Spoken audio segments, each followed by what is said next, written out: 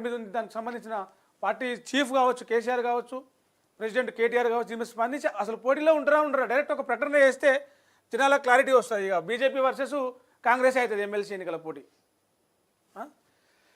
4 పథకాలకు EC break, Revanth సర్కార్కు big shock, అమల్లోకి ఎమ్మెల్సీ ఎన్నికల కోడ్, 3 జిల్లాలు మినహా అంతటా ఆంక్షలు, మరింత ఆలస్యం కానున్న లబ్ధిదారుల ఎంపిక. తెలంగాణలో ఎమ్మెల్సీ ఎన్నికల నగారం మోగింది. మొన్న ఏం చెప్పారు, జనవరి 26 అన్నారు. ఏమని? 4 కొత్త పథకాలు తెస్తున్నాం, అందరికీ అన్ని గ్రామాల్లో అమలు చేస్తాం, 581 మండలాల్లో తొలి విడతగా ఈ 4 పథకాలు లబ్ధిదారులను ఎంపిక చేసి ఇస్తాం. మార్చి 31 వరకు మిగతా అన్ని గ్రామాల్లో అందరికీ ప్రతి ఒక్క చివరి అర్హునికి కూడా, చివరి లబ్ధిదారుని వరకు ఈ 4 పథకాలు చేరేలాగా మేము చర్యలు తీసుకుంటాం. ప్రతి ఒక్కరికి రేషన్ కార్డులు, ఇందిరమ్మ ఇల్లు, ఇందిరమ్మ ఆత్మీయ భరోసా, రైతు భరోసా అందిస్తామని చెప్పేసి చెప్పారు. కానీ ఇందులోనే ఎమ్మెల్సీ ఎన్నికలు తెర మీదకి వచ్చినాయి. ఎలక్షన్ కోడ్ అమల్లోకి వచ్చింది. దాదాపు 10 జిల్లాలు ఉంటే 7 జిల్లాలలో ఈ ఎన్నికల కోడ్ ఉంటుంది. సో ఈ మిగతా 3 జిల్లాలలోనే ఈ పథకాలు అమలు చేసే 4 కొత్త పథకాలు అమలు చేసే ఛాన్స్ ఉంది. అంటే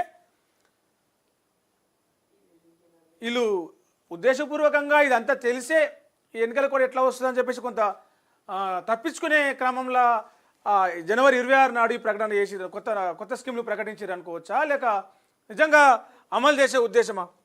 మళ్ళీ ఇది అయిపోతే మళ్ళీ స్థానిక ఎలక్షన్స్ ఉంటాయి. స్థానిక ఎలక్షన్లు మళ్ళీ ఆ కోడ్ వస్తుంది. సో మార్చి 31 అయిపోతుంది. మార్చి 31 అయిపోతే మళ్ళీ మీరు ఇచ్చిన డేటే కదా, మళ్ళీ ఎప్పటిలాగా అలవాటు ప్రకారం మళ్ళీ ఇంకో డేట్ ఎక్స్టెండ్ చేస్తారా? మళ్ళీ మార్చి 31 మళ్ళీ ఈ మార్చి 31 కాదు, 2026 మార్చి 31 అంటారా? ఎందుకంటే రుణమాఫీ విషయంలో చాలాసార్లు డేట్లు మారుస్తూ వస్తూ ఉన్నారు. మారుస్తూ వచ్చు. తుమ్మలో ఒక మాట చెప్తాడు, డిప్యూటీ సీఎం బట్టి ఒక మాట చెప్తాడు, సీఎం ఒక మాట చెప్తాడు రేవంత్. ఇట్లా 4 డేట్లు మార్చుకుంటూ వచ్చి 1.5 నెలల కాలం గడిచిపోయింది. ఇప్పుడు దీనికి సంబంధించిన ఒక 4 కొత్త పథకాలు కూడా ఎమ్మెల్సీ ఎన్నికల వల్ల అమలు చేయలేకపోయినాం. ఇప్పుడు అమలు చేస్తామని చెప్పేసి మళ్ళీ ఒక జూన్ జూలై వరకు అంటారు. ఆ జూలై ఈ గ్యాప్లో స్థానిక సంస్థల ఎన్నికలు వస్తాయి, పంచాయతీ ఎన్నికలు. అది అయిపోయాక పట్టణంలో మున్సిపల్ ఎన్నికలు వస్తాయి, కార్పొరేషన్ ఎన్నికలు. ఇట్లా ఒక 6 నెలలు పోతుంది.